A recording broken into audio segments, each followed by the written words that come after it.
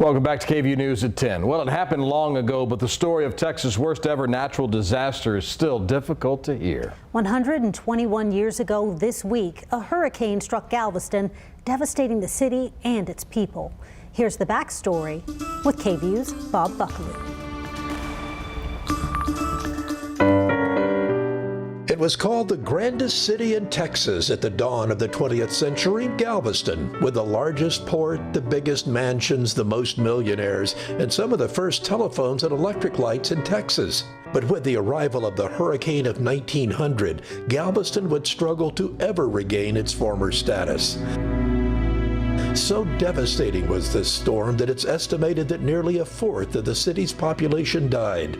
The worst natural disaster in U.S. history, with a staggering death toll, as many as 8,000 dead. So many that their bodies were loaded on barges and dumped at sea, only to have the cadavers wash ashore. Survivors lit huge funeral pyres to dispose of the unfortunate, most of whom had drowned when a 15-foot tide swept across a city only 5 feet above sea level. The inventor Thomas Edison sent a cameraman who arrived several days after the storm had struck.